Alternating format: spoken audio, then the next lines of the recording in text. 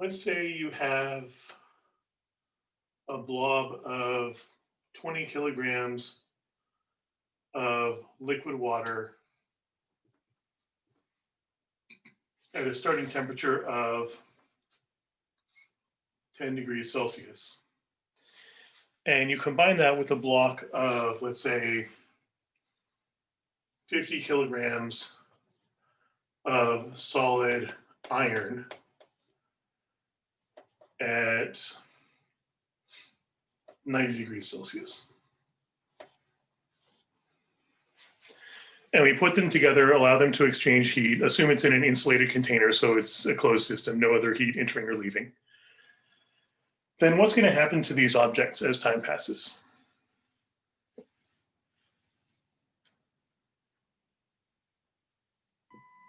They'll eventually reach thermal equilibrium. Yeah, they'll eventually reach thermal equilibrium if we wait long enough. And we're not really going to concern ourselves in this class so much with how much time that takes. We're going to look a little bit into that later on in 7b. But for now, we're just going to assume we wait long enough, however long that is. So presumably the colder object's going to gain heat, the hotter object's going to lose heat, and they're going to meet at some temperature in the middle.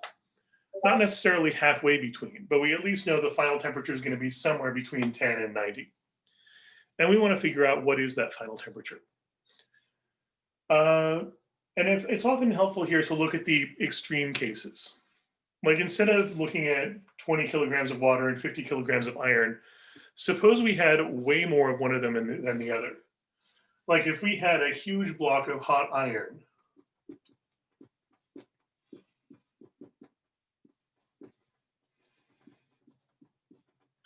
and just a single drop of cold water.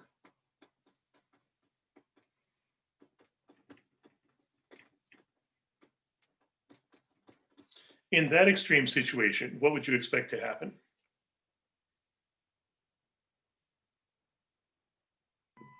Oh, sorry, go ahead. Go for it. The temperature of the iron to continue to be hot and the water to just not really influence very much. Yeah, this tiny bit of water hardly influences the iron. The iron is going to cool off, but only a little tiny bit, maybe down to 89.9 degrees or something. And the water warms up almost all the way to 90 degrees very quickly. So in that case, we end up with iron hardly changing at all, the tiny bit of water warming up almost to 90 degrees. And at that point, what phase would it be in? Gas. What temperature does water boil at, though? 100. Oh, oops. Right, so Yeah. 90 degrees isn't hot enough to boil it. Almost there, but not quite. Or if we look at the other extreme, if we have lots of water and just a tiny bit of hot iron, tiny scrap of hot iron. In that case, what would you expect to happen? The iron would cool down a lot and the water's temperature wouldn't change that much. Exactly. Iron cools down quite a lot. Water hardly changes at all. So everything would end up pretty close to what temperature?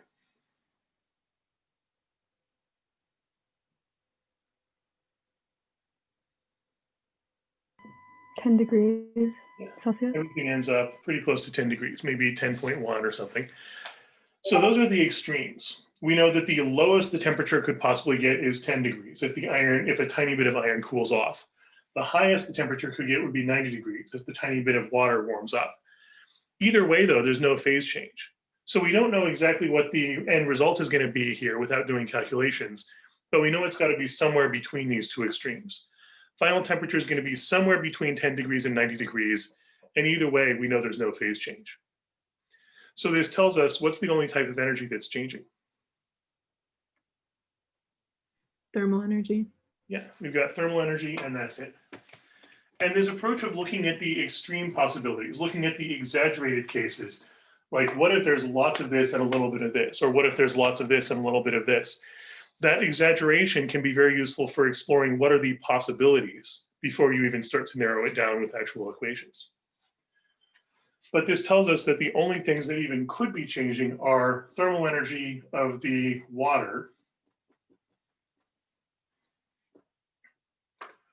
which is presumably increasing, and thermal energy of the iron, which is presumably decreasing, because we should expect heat to flow from the higher temperature object to the lower temperature object.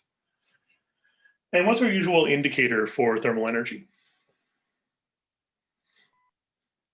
Temperature? Yeah.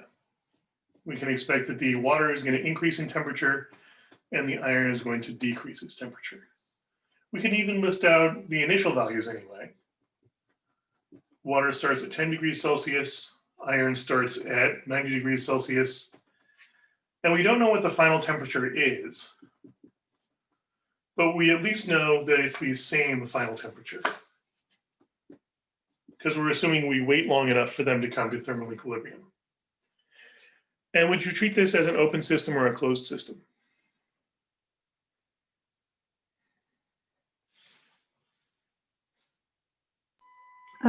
Wouldn't it be closed? Yeah, we said at the beginning, we're assuming that this is insulated from everything else. They're only exchanging heat with each other. So we should treat this as a closed system. What does that tell us about the total energy? It won't change. Exactly, no change. We can assume that the change in total energy is 0 in any closed system. If it was open, we would instead say change in total energy equals work plus heat, but in a closed system, there is no work or heat. We can then expand this into delta E thermal for the water plus delta E thermal for the iron, since those are the only energies that are changing. And then what formula could we fill in for delta E thermal here?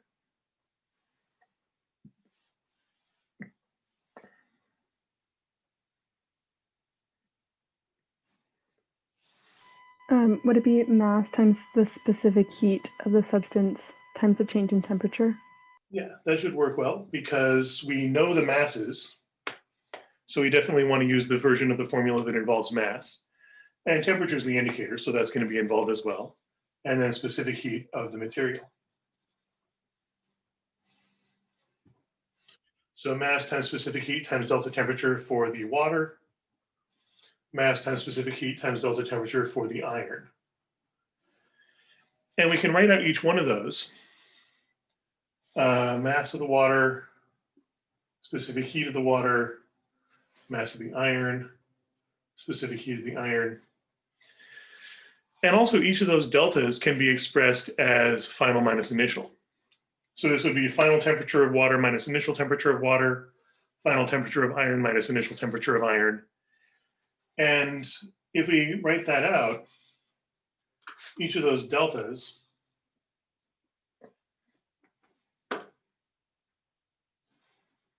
T final of the water minus T initial of the water, and likewise T final of the iron minus T initial of the iron. Of these, what are the unknowns? What don't we know here? Just T final. Yeah, we don't know T final. However, since we're assuming it's the same T final, we really only have one unknown. So we can even ignore these subscripts here. It's not so much T final of the water and T final of the iron. It's just T final of the whole system. So we know the initial temperatures of both, 10 degrees and 90 degrees.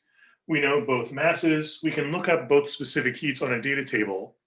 So the only unknown left here is T final, and we can solve algebraically for that.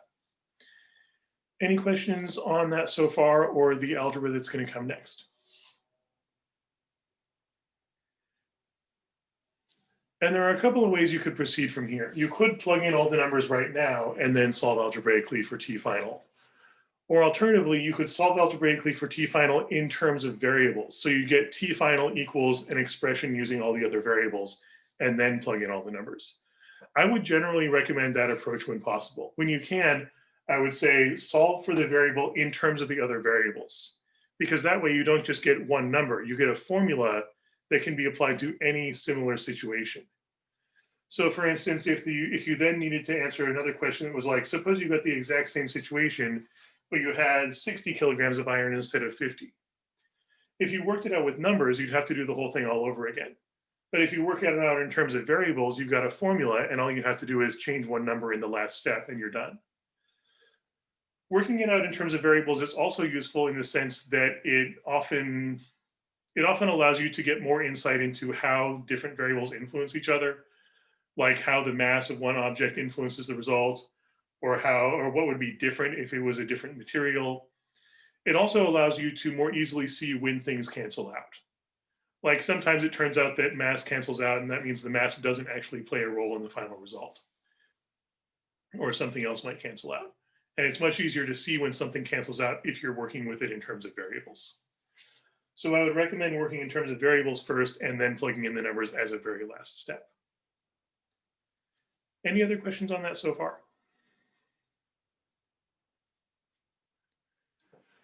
All right, let's try out another example where there could be a phase change.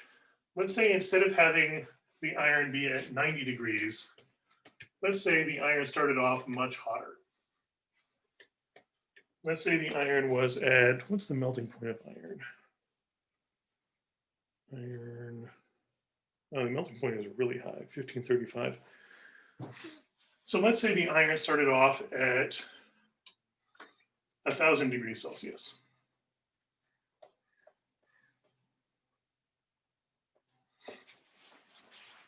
So we got 50 kilograms of iron at 1,000 degrees Celsius and 20 kilograms of liquid water at 10 degrees Celsius.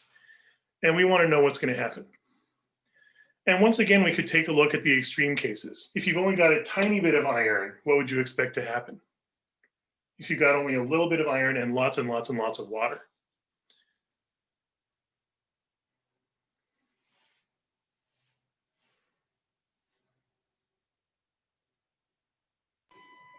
With a little bit of iron, I would expect there not to be a huge influence on temperature or phase change on the water. Yeah, the water is pretty much going to stay as it is, maybe warm up a little tiny bit, and the tiny bit of iron would cool off almost immediately down to the temperature of the water. So in that case, the iron would be losing thermal energy, the water would be gaining thermal energy, but there's no phase change. What about the other extreme though? What if you've got a large chunk of very, very hot iron and just a tiny drop of cold water that you put on it? What would you expect to happen there? The water would heat up really quick, but the iron, it would take it a long time to cool down, and it probably wouldn't with the amount of water present. Yeah, if you've only got just this little bit of water, the water's going to heat up very easily. And in fact, the water's going to heat up, if it's trying to heat up all the way to 1,000, what's going to have to happen in between those? Phase changes. Right. As soon as the water gets to 100 and continues gaining more heat, it's going to go through a phase change. And with lots and lots of iron, we would expect that phase change to be complete, and it would then heat up as a gas and get hotter and hotter. But that would be if you have lots of iron and only a little bit of water. If we've got moderate amounts of both iron and water, we don't really know until we run the calculations.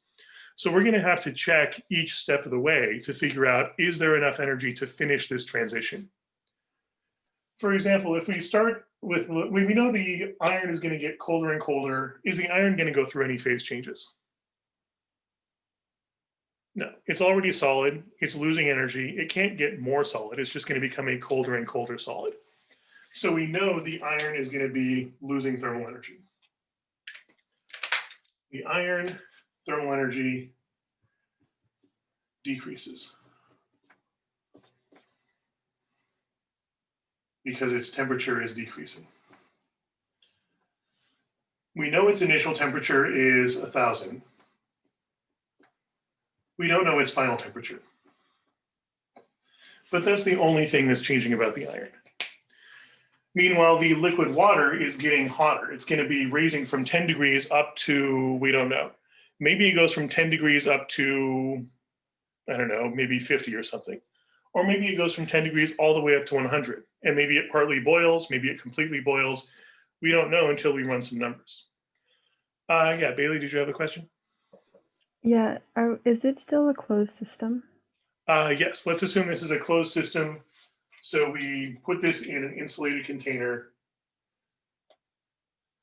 and allow them to interact only with each other.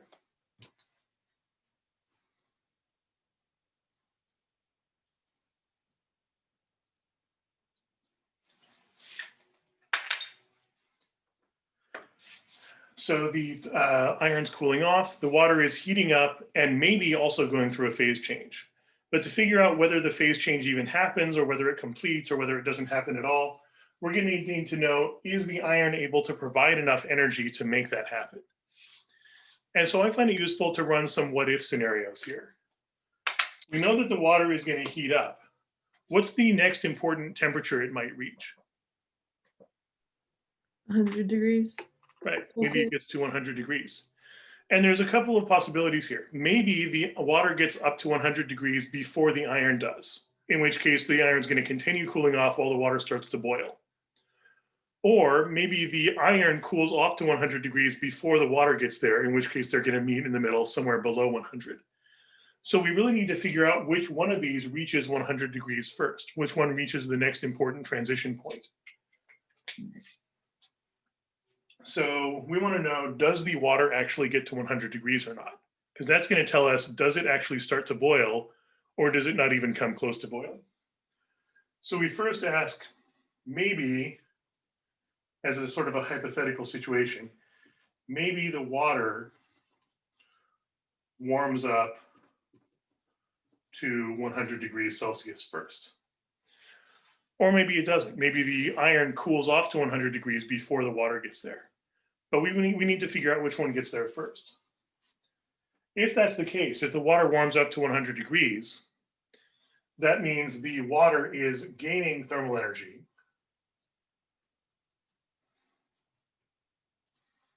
equal to mc delta T. And the iron is losing thermal energy equal to its own mc delta T.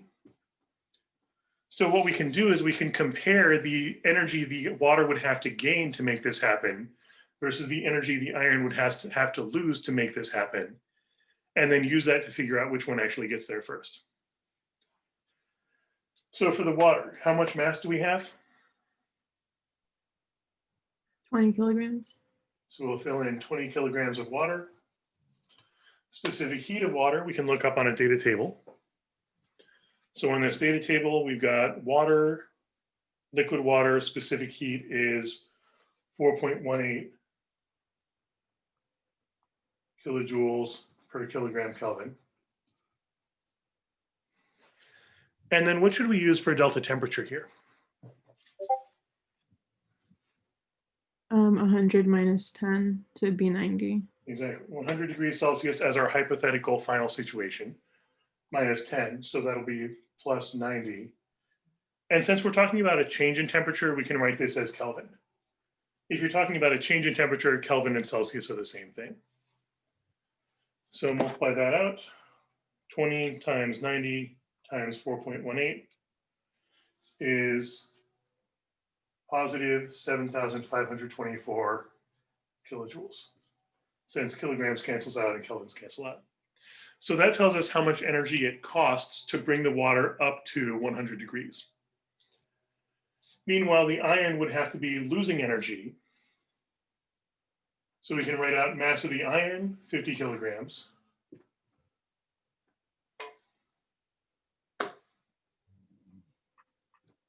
Specific heat of iron, we're going to look up on the data table again. So iron, specific heat, 0.449 kilojoules per kilogram Kelvin. And then how would we write out the delta temperature for the iron?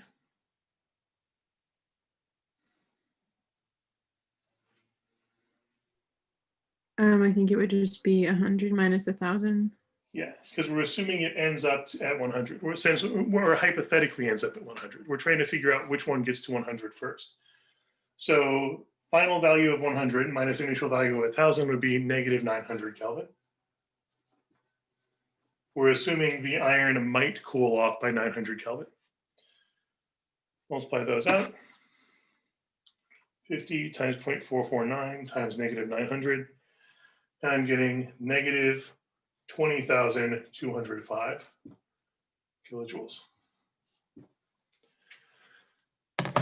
Any questions on that so far? So if we compare those, which one of these processes would you expect finishes first?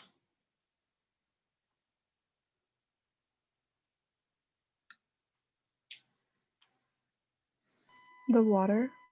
Yeah, the water warming up to 100 finishes before the iron cools down to 100. And how can we tell?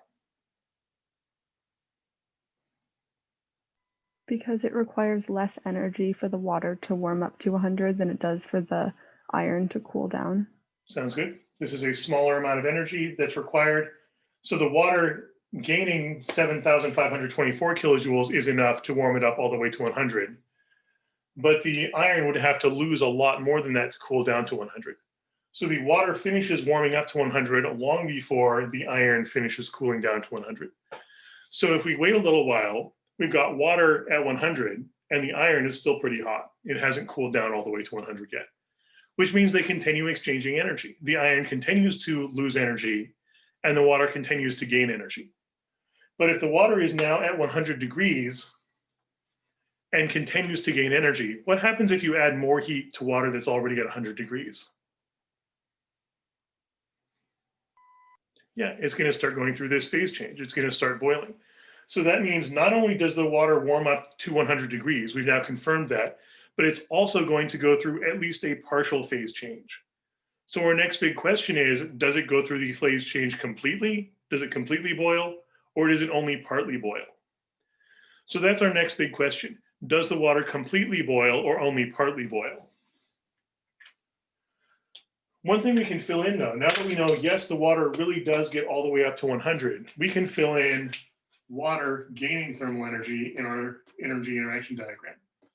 The liquid water is increasing its thermal energy because the temperature increases. And we now know that the liquid water not only starts off at 10 degrees, we can also say for sure that the liquid water ends at 100 degrees. It might, we know it's at least going to partially boil. So there is going to be at least a partial bond energy phase change. H2O boiling.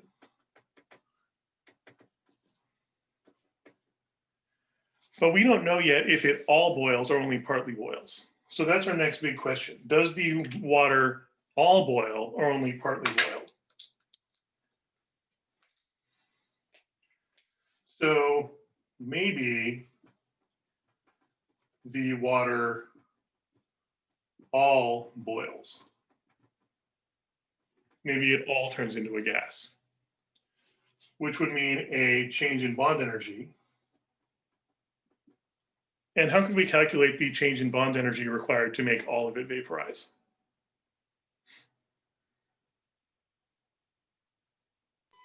It'd be plus or minus the absolute value of mass times the change in the enthalpy to vaporize, the heat to vaporize. Although I would usually write that, instead of the plus or minus absolute value thing, I would usually write that as delta M times delta H. As long as you're careful about the M values, the delta M, any positives or negatives will automatically show up. And specifically, you want to use the mass of the higher energy state. And if we're talking about mass of the higher energy state, we're talking about liquid changing into gas. Of those, liquid and gas, which one is higher energy? The gas. Yeah, gas is higher energy than liquid. So we want this M here to be specifically change in mass of the gas. And as for final minus initial, we're assuming it all boils. So how much mass of gas do we end up with?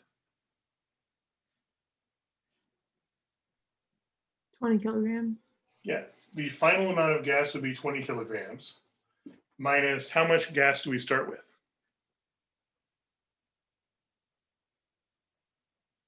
0. 0, because it started off all liquid. So final amount of gas minus initial amount of gas. Note that this is going to be positive because we end up with more gas than we started with. And that corresponds to the idea that this is gaining energy. times delta H for water boiling. Again, we look that up on the data table. Water heat of vaporization, 2257 kilojoules per kilogram.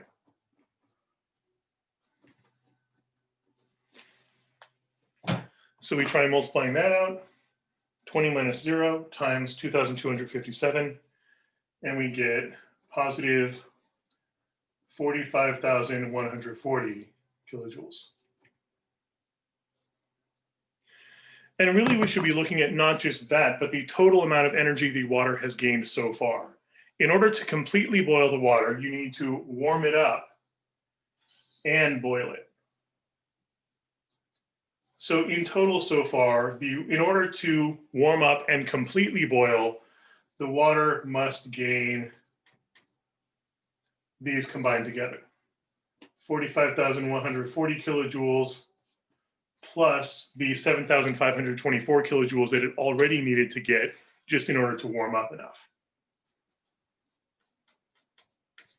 So this is how much energy the water would have to gain in total to warm up to 100 and completely boil.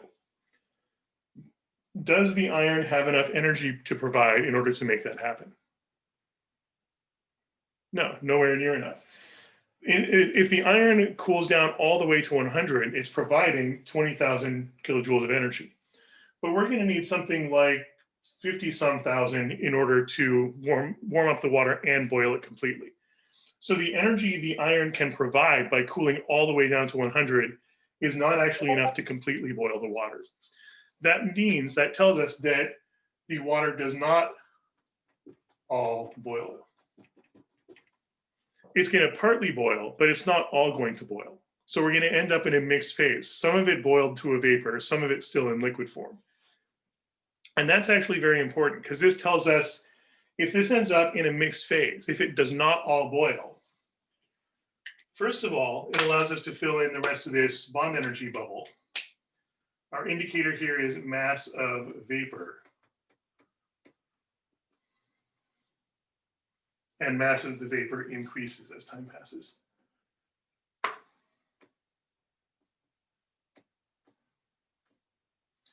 We know we start with no vapor. We end with, we don't really know how much vapor we end with. We know, and with some amount of vapor less than 20 kilograms. We also know there's no further changes. The water partly boils, but the new vapor doesn't warm up. There's no further thermal energy. Like if it had completely boiled, we'd also have an E thermal of the gas increasing. But we know there's nothing left over to make the gas warm up. It doesn't even completely boil. So these are the only types of energy that are going to be involved here. And we also know if the water ends up in a mixed phase, part liquid, part gas, what temperature does it have to be at? 100 degrees. Right. It's got to be at that phase change temperature of 100 degrees. And if the water warms up to 100 degrees and no hotter, what does that tell us about the iron?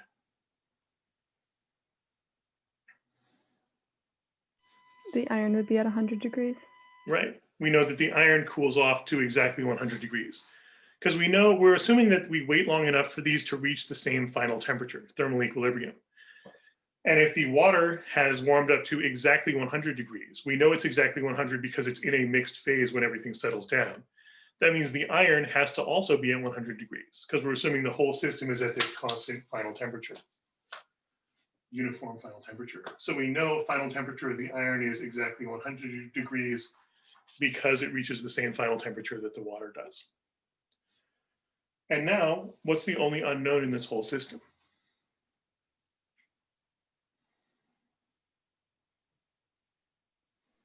The final mass of water as a gas. Right. Or how much is it?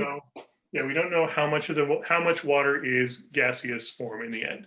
So we don't yet know how much water vaporizes. So we'll want to find that out. But we do know what temperature everything ends up as. So at this point, we should be able to write out an equation for this complete energy interaction diagram, now that we know all the types of energy that are actually changing. Note that we couldn't have done this before we run this maybe analysis, all these hypothetical situations. We had to run these maybes, these possibilities, to figure out what types of energy do we actually include, because we didn't know that at the start. Any other questions on the setup so far? All right, so let's turn this into an equation.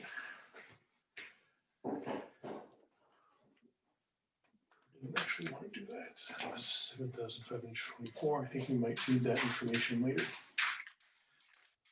But the equation we have so far, delta E thermal for the iron cooling off to 100, plus delta E thermal for the water warming up to 100, plus delta E bond for the water partly boiling, adds up to 0.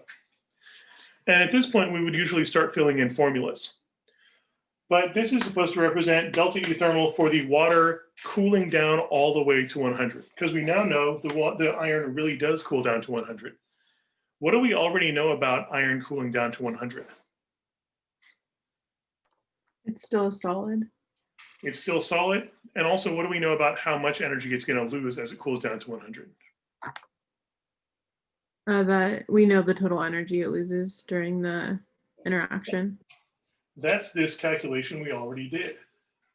We already know how much energy it takes, or how much energy iron loses as it cools down from 1000 to 100. We already did that calculation, so we can actually reuse that information.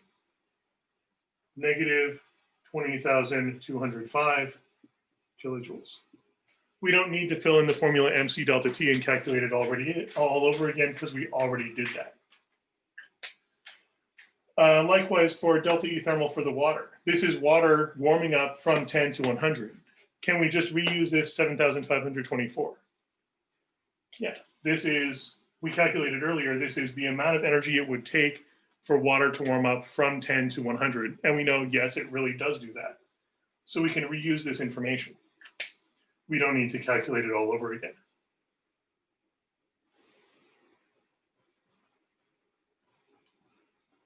And likewise for delta E bond, can we reuse the 45,000 we calculated earlier?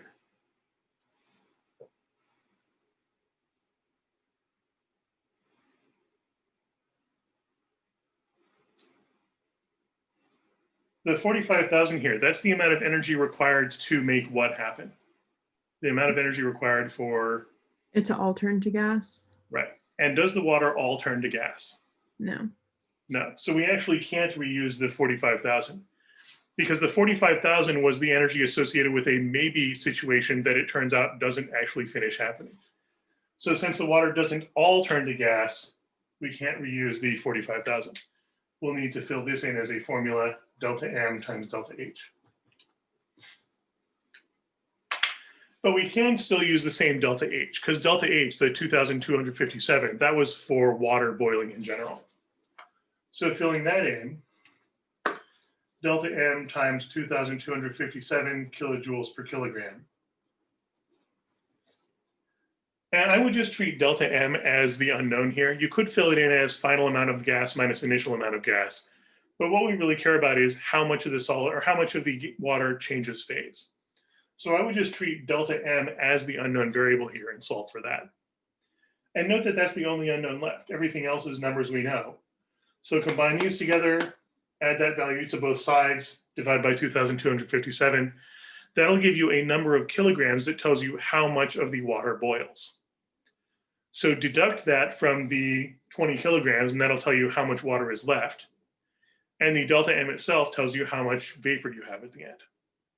So we should end up with everything meeting in the middle at 100 degrees Celsius exactly, with some of the water still liquid and some of the water turned to gas. And the delta M here will tell you how much of it turned to gas. So just to clarify, so when you solve for the final mass, that's the mass of the water that's vaporized? Yeah, M final here. If you expand this out into M final minus M initial,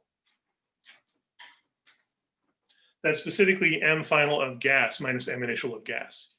We start with no gas at all. It's all liquid. So M initial would be 0. And the M final you're solving for would be the final amount of water vapor, final amount of gas. So the M final you're solving for is the amount of steam at the end. Subtract that from 20 kilograms and you'll know how much is still liquid.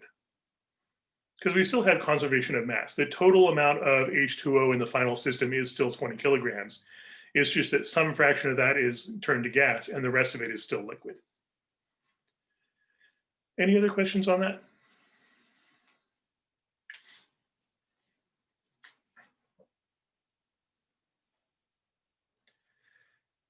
And if you want to get some more practice on this general concept, the idea of figuring out what the final equilibrium situation is going to be, even if you don't already know what processes are going to finish or partially finish, I've got some practice problems on this on the website. If you go to math.nchuse.org/P7A, there should be a worksheet on conservation of energy practice problems covering several situations like this.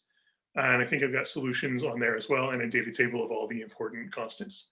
So take a look at that, give that a try if you want some extra practice, and you're welcome to bring that into office hours or drop in tutoring if you need extra help on that. In the meantime, let's take a look at that example with the heat pack from lab as well and see if we can make some sense of that.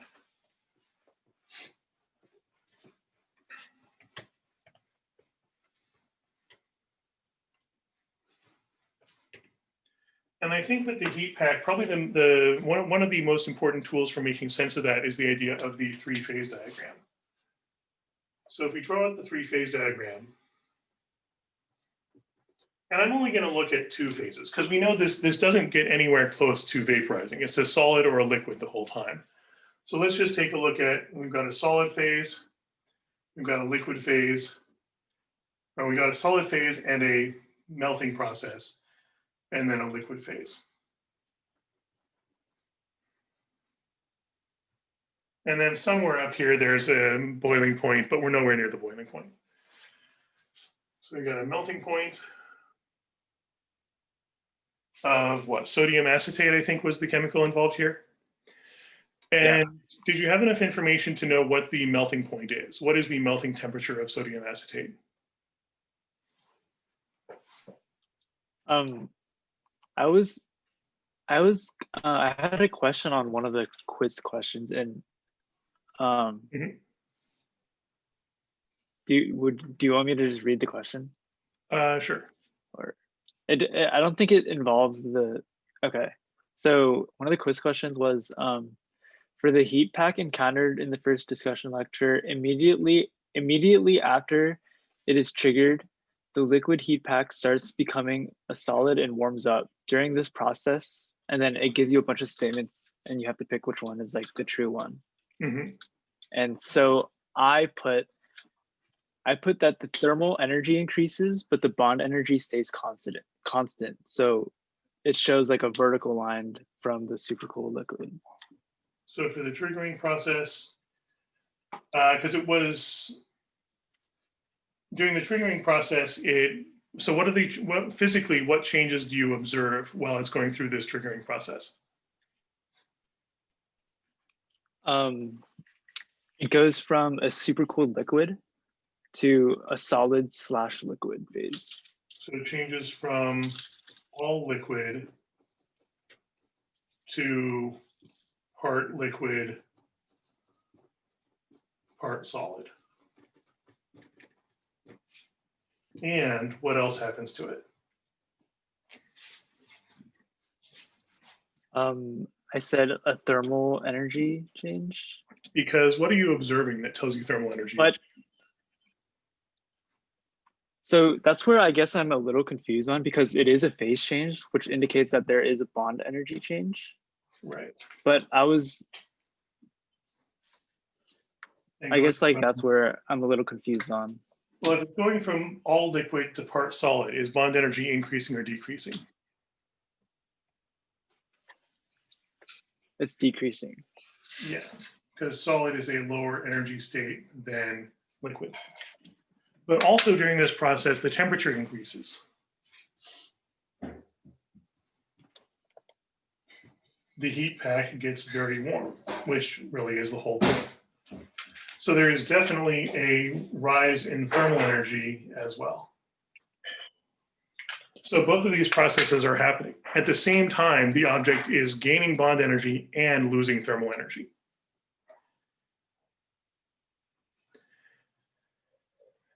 Any questions on that so far? How would we draw this this heat pack on the graph. On the three-phase diagram. Yeah. If we take a look at the supercooling process, I think the melting point, if I remember correctly, was something like 54 degrees. Because that was the final temperature when it was in the mixed phase. Yeah. And we should also mark room temperature, which I think was about 20 degrees in the written notes for the experiment. And also we're charging it up in the first place by putting it in boiling water, which should be at about 100 degrees. Or exactly 100 degrees.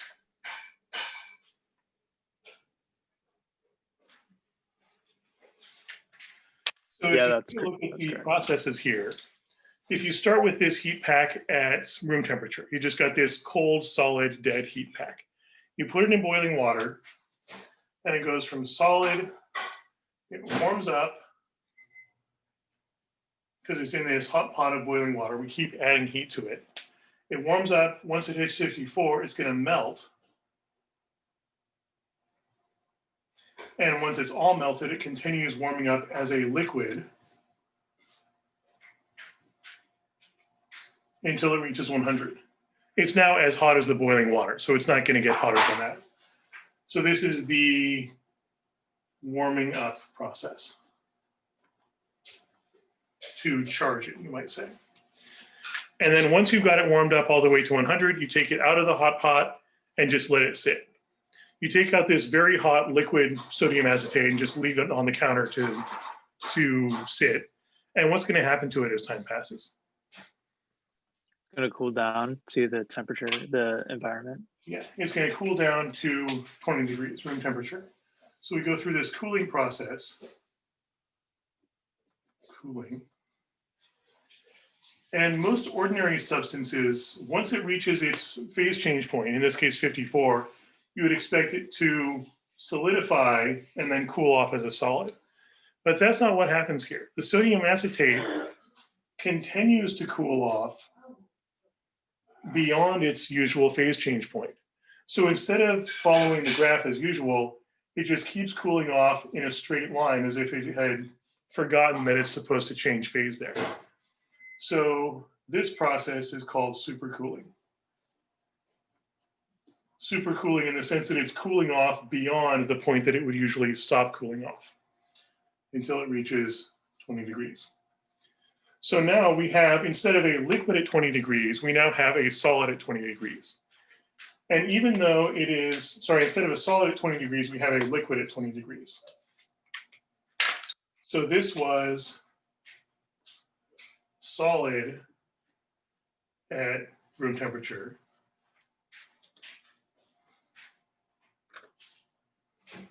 This is liquid at room temperature. And even though they're at the same energy, at the same temperature, there's this huge gap of how much energy they have. Liquid at 20 degrees has this much excess energy above and beyond solid at 20 degrees. So this is essentially a way of storing energy. This is fairly stable. This can just stay in its liquid form at 20 degrees indefinitely. But the liquid has all this extra energy stored in its phase, stored in the fact that it is a liquid when it should be a solid. So this is essentially a way of storing energy in the form of Ebond.